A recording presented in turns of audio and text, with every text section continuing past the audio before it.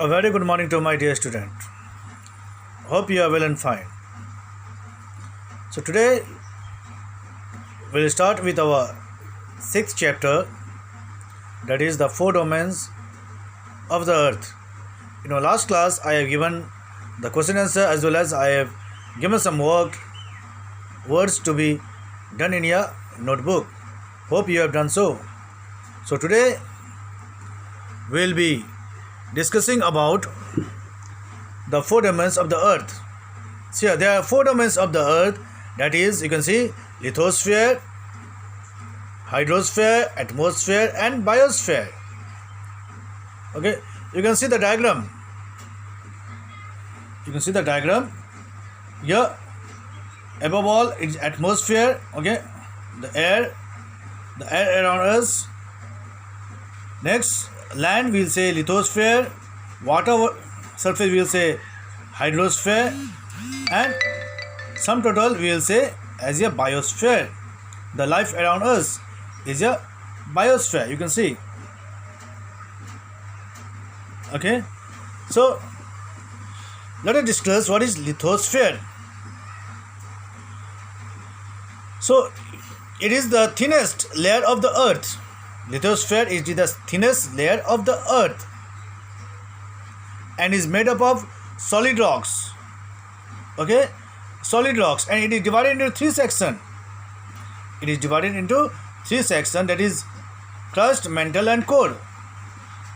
Crust, mantle and core. The topmost layer of the earth is called crust. The middle portion of the earth is called mantle, and the innermost layer of the earth is called as a core. The core is further divided into two sections, inner core and outer core. Okay, here is the picture diagram which I am going to show you. See here, topmost is the crust, middle one is the mantle, the outer core and the inner core. Okay, outer core and the inner core. So here, so let me discuss one more time. The earth is divided into four main parts or four main domains: lithosphere, hydrosphere, atmosphere, biosphere. This is the diagram.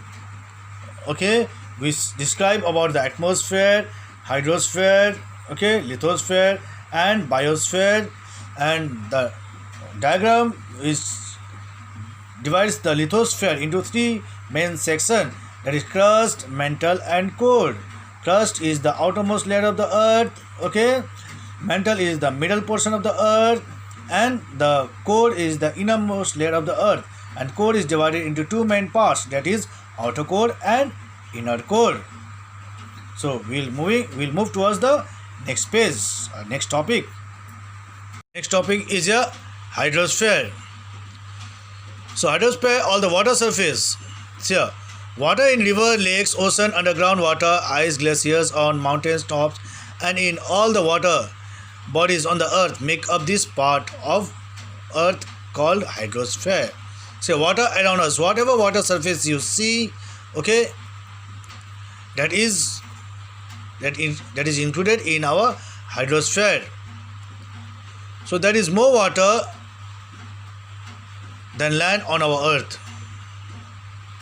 Okay, the water surface is abundant than land. So that is why our earth, it appears blue from the space. When we see our earth from the space, it is blue in color. That is why it is also called as a blue planet. So we all are dependent on water. Therefore, this part of earth's surface is very important. Hydrosphere is very, very important for us to survive, for all the living beings to survive. So water is continuously moving because of two main factors. See, water, it is continuously moving, okay, because of two main factors, that is evaporation and condensation. So let us describe what is evaporation. See, evaporation, you can see evaporation, it is the process of water changing into water vapor on heating. See here, So when you heat something, the water rises. You can take the example of pressure cooker.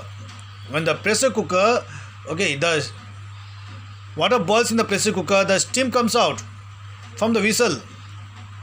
The steam which you see, that is the water vapor actually. That is the water vapor. Okay. On heating the water, when the vapor rises up, it is called as a evaporation. Okay.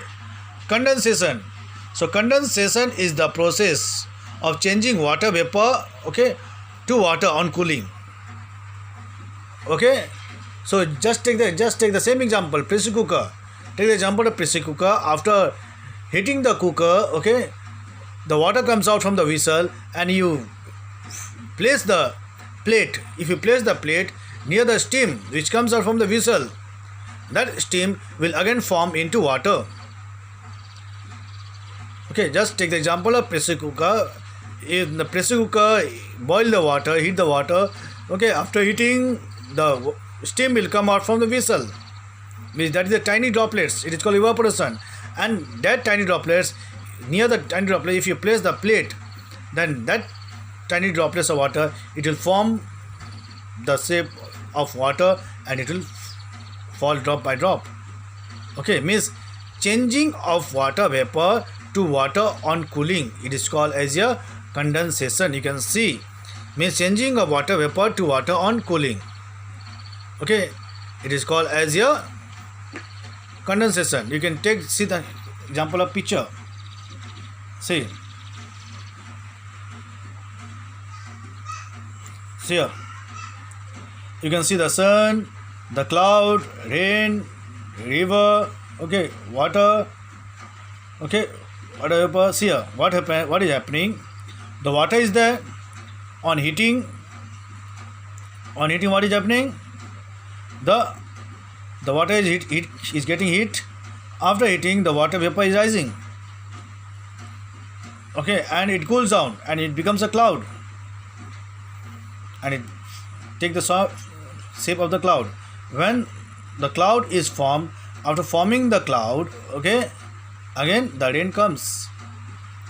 And when the rain comes again, okay, the sun is there, again it is formed, again the cloud is formed, again it comes rain.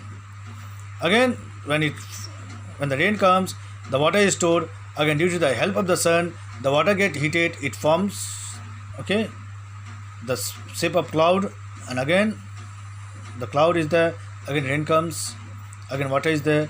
Again this process circulate. This process, it will never stop. It will circulate. It will go on. This process, it carries on. It is called as a condensation. Okay. So, and this full process is known as water cycle.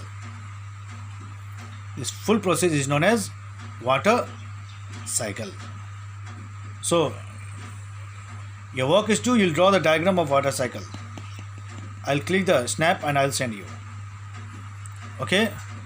So see here, water required. So why water is required? See, water is required by all of us for different purposes like drinking, cooking, bathing, cultivating crops, manufacturing items, and washing. So for these all purpose, water is required. Okay. And currents of the ocean affect the climate of coastal area regions and islands. We get fish also. Different kind of fish also we get from water. And water is useful for the transport also. The ships, the boats and all, they go through the water only. Yes, the business also we can do through water. Many different big machineries, they come through water only, water transport. So water is used for many purposes, and water is necessary for the survival of the life. Okay.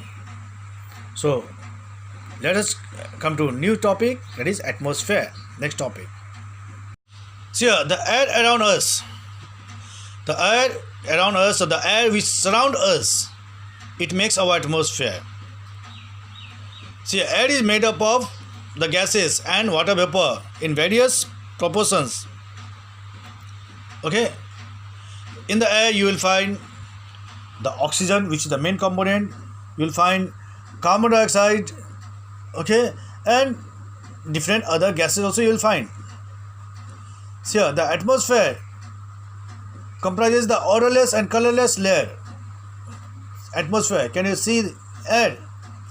Can you define air? Which color, which shape and all? No, you cannot find the air, the atmosphere as colorful, okay, or tasteful or shape. Okay, it is invisible, but still, though it is invisible, but still it is useful for our survival. It is very, very important for our survival. Okay, our atmosphere also protects us from harmful rays of the sun, the harmful ultraviolet or rays of the sun. Okay, if the direct rays of the sun falls upon our skin, on our skin, then we can suffer from different kind of disease. So our atmosphere, the ozone layer, that is it, okay, help us in many ways. Okay, the most important gas which we require to survive is oxygen, and the carbon dioxide, it is also very, very important. The plants, they take carbon dioxide, they require carbon dioxide for preparing their food, for making their food. Okay, so water vapor present in atmosphere controls the temperature. It controls the temperature as always, okay, of the place, and also helps in the formation of the rain. Water vapor, as you can see, you have seen the water cycle in the previous topic, water cycle. Okay, formation of the rain. Here, because of water vapor, it is helpful for formation of the rain. Therefore, we can say that life without atmosphere is impossible. Yes or no? Oxygen, very necessary and compulsory also. Okay, without oxygen, you could not breathe. If you cannot breathe, means life doesn't exist. So, atmosphere is very, very important. So, keep your atmosphere, keep your surrounding clean to breathe fresh. Okay, so that you can take fresh air. Next topic we will study about biosphere. Okay, biosphere. So this is the part of the earth where all living beings live. As I have told, all the life exists here, all the living beings live here. We also live in this part only. So what is so special about this? So we live in the biosphere because the land, water and air meet here. All the three, which what we studied. First we studied about lithosphere means land, then hydrosphere means water, then is here atmosphere means air. All three meet here. So without these three we cannot survive. So that's why when these all meet, it sum total of this is called as a biosphere. So all living beings have, okay, their requirements here, okay, have their own required environment. So where they exist, and it is known as their habitat, the place where you survive, where they live, it is known as their habitat. See, you cannot go in the jungle and you can live. You cannot go in the jungle and you can survive. You cannot go inside the water, you can survive. The water, fish. So the habitat of the fish is water.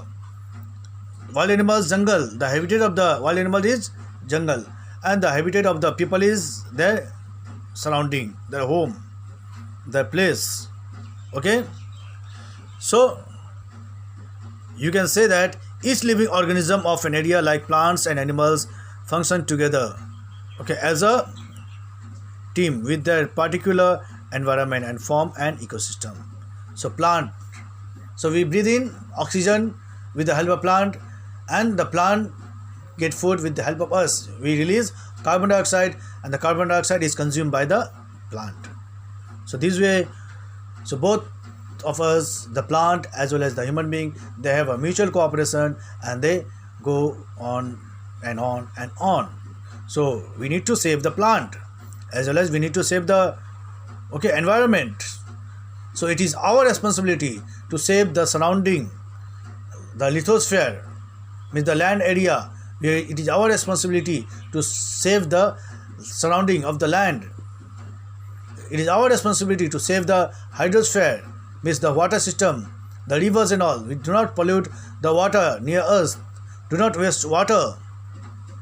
Okay, the atmosphere, it is our responsibility to not to pollute the atmosphere, the environment. Do not burn the chemicals, do not burn the medicines and all, do not burn the tires, plastic and all, because it is very, very harmful. Okay, so if it is released in the atmosphere, then the poisonous gases will be released, so it will be harmful for all the organisms. So it is our responsible to keep everything neat and tidy. So it is our responsibility to keep clean, neat and tidy, to sustain our life beautifully, smoothly, so that in the future there won't be any problem. So hope whatever from the first page till here, whatever is being taught, you have understood.